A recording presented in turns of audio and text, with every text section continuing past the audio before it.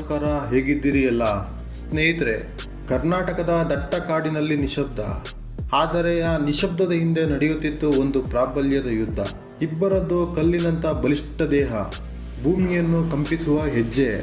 ಕಾಡಿನ ಸಿಂಹಾಸನಕ್ಕಾಗಿ ಹೋರಾಡಿದ ಭೀಮ ಹಾಗೂ ಕ್ಯಾಪ್ಟನ್ ಕಾಡಾನೆಗಳ ರಣರೋಚಕ ಕದನದಲ್ಲಿ ಒಂದು ದಂತವನ್ನೇ ಕಳೆದುಕೊಂಡ ಭೀಮ ಮತ್ತು ಕ್ಯಾಪ್ಟನ್ ಕಾಡಾನೆಗಳ ನಡುವೆ ಯುದ್ಧ ಶುರುವಾಗಿದ್ದು ಯಾಕೆ? ಭೀಮ ಕ್ಯಾಪ್ಟನ್ ಅಂದರೆ ಯಾರು? ಎಲ್ಲವನ್ನ ಈ ವಿಡಿಯೋದಲ್ಲಿ ನೋಡೋಣ ಬನ್ನಿ ಸ್ನೇಹಿತರೆ. ಭೀಮ ಈ ಹೆಸರು ಕೇಳಿದರೆ ಹಾಸನ ಭಾಗದಲ್ಲಿ ಅನೇಕರಿಗೆ ಪರಿಚಿತ.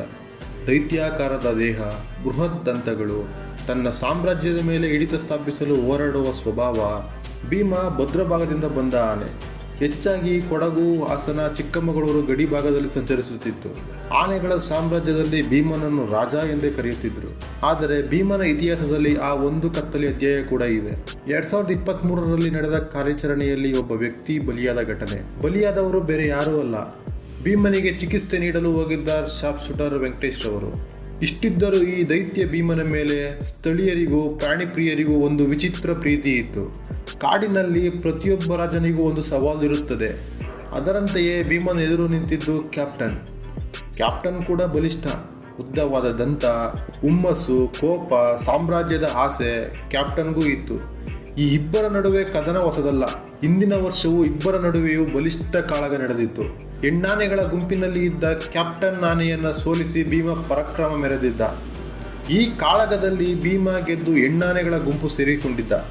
ಭಾನುವಾರ ಬೆಳಿಗ್ಗೆ ಹಾಸನ ಜಿಲ್ಲೆಯ ಬೇಲೂರು ತಾಲೂಕಿನ ಜಗಬೋರನಹಳ್ಳಿಯಲ್ಲಿ ಭೀಮ ಮತ್ತು ಕ್ಯಾಪ್ಟನ್ ಮತ್ತೆ ಮುಖಾಮುಖಿಯಾದರು.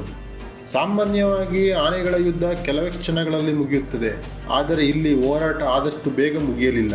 ಕ್ಯಾಪ್ಟನ್ ಆನೆಯ ಕೋಪಕ್ಕೆ ನೀರಿನ ಟ್ಯಾಂಕು, ಎತ್ತಿನ ಗಾಡಿ ಎಲ್ಲ ಪೀಸ್ ಆಯಿತು. ಈ ಮಧ್ಯೆ ಕ್ಯಾಪ್ಟನ್ ಭೀಮನ ಯುದ್ಧದಲ್ಲಿ ಅತಿ ದೊಡ್ಡ ದುರಂತ ಆಗೇ ಹೋಯಿತು. ಭೀಮ ಮರಕ್ಕೆ ಗುದ್ದಿದಾಗ ತನ್ನ ಎಡದಂತವನ್ನು ಮುರಿದುಕೊಂಡ. ಕ್ಯಾಪ್ಟನ್ ಮತ್ತು ಭೀಮನ ಕಾಳಗದಲ್ಲಿ ತನ್ನ ಎಡದಂತವನ್ನು ಮುರಿದುಕೊಂಡ ಭೀಮನ ದಂತ ಬರೋಬ್ಬರಿ 22 kg ತೂಕವಿದೆ. ಈ ಎರಡು ಸಲಗಗಳ ಹೋರಾಟ ಕೇವಲ ಹೋರಾಟವಲ್ಲ, ಇದು ಕಾಡಿನಲ್ಲಿ ನಡೆಯುವ ರಣಭೀಕರ ಯುದ್ಧ.